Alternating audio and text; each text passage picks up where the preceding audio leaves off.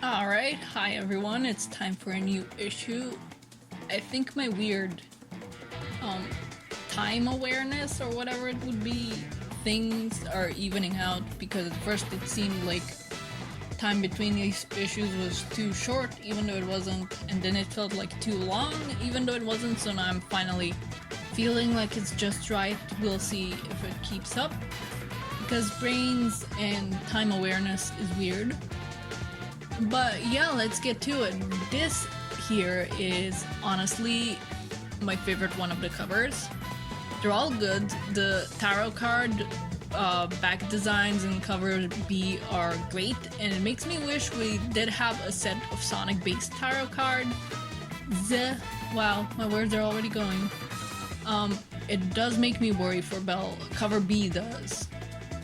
More since it has the second instance we've seen her burning up on a cover, and cover Re does still have that going camping on a road trip feeling, but I think this cover captures that feeling the most.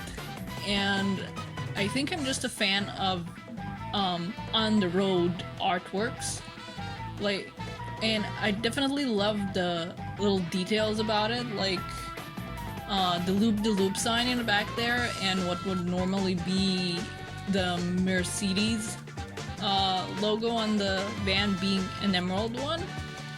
And also the fact that the shortest person is tasked with driving, like, is Jewel just barely reaching the pedals with like her heels or something? I'm also a bit like mellow. Like, it's not that I'm not enthusiastic about this, but it's rainy weather and I just feel relaxed, so I don't want to fake high energy levels, so I'm probably gonna be more chill this video. We'll see how it goes. Yes, okay, we open up on Tails' house, which is still very much the same as it was in Sonic Battle. Fully rebuilt after the Zombot crisis, and you can see Sonic's and Tails' extreme gear in the backyard. Also, it's checkered pattern, so like the yard is. Thank you for your input, Peppy, if you heard my cat. But yeah, Amy is here with her Lash's car because Sonic and Tails are helping her pack up for the trip that she's gonna go on, you know, as we saw on the cover. And by that, I mean Sonic is the one carrying all the stuff. Look at that strong boy with all that camping gear. He's got everything on there. And a lot of it is Tails branded, or at least two things are from what I see. Nice. We're just like a couple pages in, and I already love everything about this. It turns out that some of the camping gear isn't regular camping gear, but also just stuff Tails has made his own improvements to, I guess, which is why some of it is Tails branded, as I noticed. And I love Sonic's quip about Amy being a guinea pig here and how he's tempted to come along because he likes the wildflowers in the park. He's you know, I like it being brought up that Sonic does love like wandering around and nature and, you know, flowers.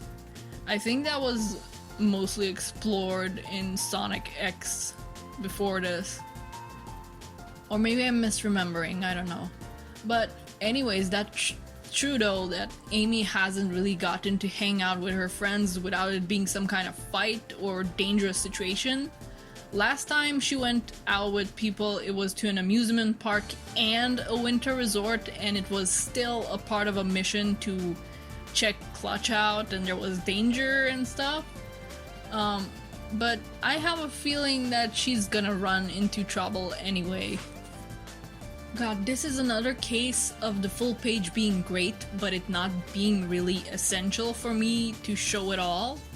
But as tempted by wildflowers as he is, Sonic can't come along because he already had plans to play games with his little bro. Ages games. Get it? Sega backwards and also Sega Ages. Yeah, nice. I love that Sonic is the one getting to be player 2. It's a nice joke and reversal on how usually the younger siblings got to be player 2 as Tails. And after this, Tails grabs him by the hand and runs off, and it's so cute, but again, I can't be posting full pages all the time.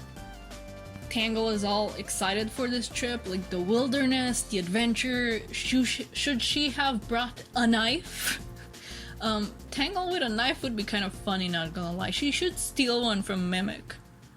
It's all fun and games until the flashback starts.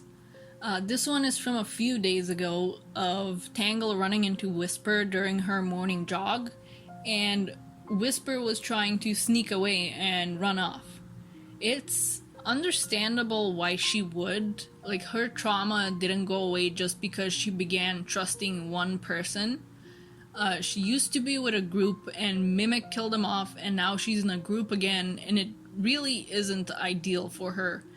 Especially since, you know, Mimic is a shapeshifter. He could be anyone, and the restoration is huge, and Whisper pretty much only knows Tangle the best out of anyone there. And it would be hard to tell who Mimic is if he's sneaking around looking like somebody else. And we know he wouldn't even blink while hurting others just to get to Whisper or whatever else he may want. And it's really no wonder that she sees it fitting to leave. And as a side note, I really loved the way these flashback scenes were rendered with like the texture on them that's kind of like papery. Not quite papery, I don't know how to describe it, but I do love it. It's very nice. It also doesn't seem like anyone else but Tangle knows Whisper left just yet, so we'll see how that develops. And between this, Jewel being kind of overworked in her new position, and Belle still feeling like she isn't doing anything important compared to everyone else, they all need the rest, which is why Amy organized this trip, and we'll see how that develops as well. They get to the campgrounds, and the place is pretty packed. Like, there's only one free spot left from what I can see, like, up there. Like, there's people everywhere, and even though they're tiny, again, I love the background character designs, but yeah, it is full, pretty much. Even Big the Cat and freaking Garfield are here. Really though, summer just ended, and these comics are making me want to go on a summer vacation, like by a river somewhere, on a hike in a forest. Come on, don't do this to me. It's not summer. It's autumn, and the weather is starting to be too sucky to go anywhere. Don't do this to me. We got bears! God, please tell me the big guy's named Smokey. Ash and Smokey with their fire safety, and their gender reveal party wisp. I love their designs so much. The neck fluff that bears have is so well incorporated into the big guy's design without taking away from it looking very Sonic-y. And I love the bit of world building here. That the metal virus also had its consequences for nature. Like, yeah, it passed, it's over, but the trees were still metal during winter and they didn't absorb water, and now areas like this one are all dry. It doesn't bode well, since I feel like this is all a setup for fire happening later, and I guess it's also confirmation that the Zombat arc did take like a month or two, maybe 3 in universe. So that's nice. Tangle is still pretty distracted with the knowledge that Whisper left, and I also love her expressions here, they're very cute. Amy wants to try and get everyone to have fun with her tarot cards, like, yes! I'm so glad they're gonna get some use. It always felt like the bit of trivia about her tarot, like, cards and, I guess, powers was just left as random trivia. So I'm very glad every time they get acknowledged in like official art and stuff, and now they're in the comics as well, so I really appreciate that. Even the bit about her using the cards to find Sonic originally gets brought up. So I guess that's not random trivia, that's still canon. And meanwhile, Sonic sneezes because he was mentioned? Or is that because he knows trouble is afoot with Amy and her tarot cards? These card designs are so nice. I wish I knew enough about tarot to know if this is like an in-universe one specific to Sonic, or if it's based on an actual existing card. I have no idea. I don't know enough about these stuff. Like I know the major arcana or some of it, but stuff like this, not really. I'd have to like ask my sister. Tangle says that the meaning of the card doesn't seem familiar to her, and Jewel seems kind of bummed out. And I don't know if it's because she knows Tangle craves excitement and adventure, and the restoration just doesn't have that for her right now, or because the Zeddy attack was brought up and she sees that as a failure on her part. Maybe it's a bit of both, but yeah, she's really bummed out.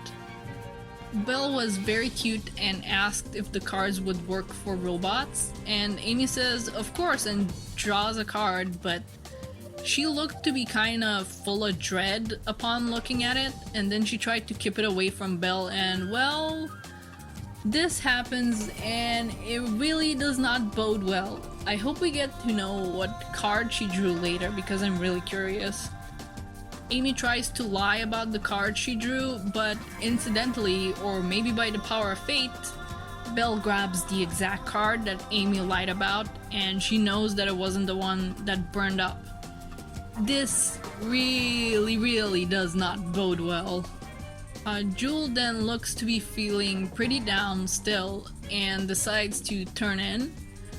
I wonder if she's feeling down because of the talk about the restoration still, or if it's that card she had in her hands. It's by the log now, but it was in her hands earlier, and it just looks like an emerald, but maybe the Master Emerald? But yeah, I don't know.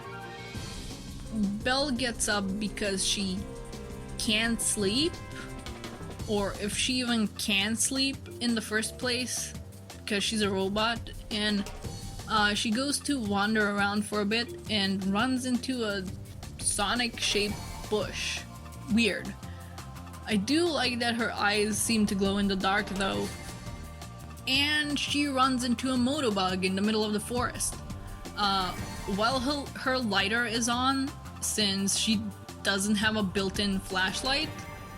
I keep saying it, but this does not bode well. Belle gets knocked out with the lighter still on, and the motobug at least doesn't seem to want to cause further harm, since it probably detects that Belle is a badnik of sorts. And I guess while we still don't know if Belle sleeps at all, we do know that she can get knocked out if she hits her head like most people would. Side note, I do love how staticky the panel where she gets hit is. It just adds to the ouch of it all. Like, it reminds me when when you hit like that specific bone in your elbow and everything feels staticky? That's what that panel looks like. Yeah, what was I saying about things not boding well? Well, we're here in the moment, and boy is it not well. Happy gender reveal! It's a boy! No, I will never stop making fun of those people. Anyway, we have a fire in the middle of a very dry forest and a robot made out of wood at the center of it, since that's where it started. So really not boding well. I keep saying it, but look at it. People are already starting to panic, and the girls gotta get to work in getting things under control. They really can't get any rest, can they? And Tangle is the one that notices Belle isn't around. Also, in that second panel here in the purple car, is that Mutski? Like post-reboot Archie Mutski? Or am I just now forever cursed to think that every Mobian dog that looks like that is Mutski? I don't know, could be a cameo, could be just a coincidence, I don't know.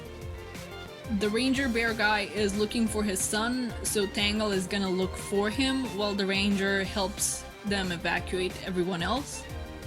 I wouldn't be surprised if he's worried that his kid started the fire, given that he was with the Fire Wisp earlier. And we're at the end. The park is on fire with Belle at the center and potentially still knocked out, and Tangle is heading in to look for the kid and maybe run into Belle. What a good ominous big panel.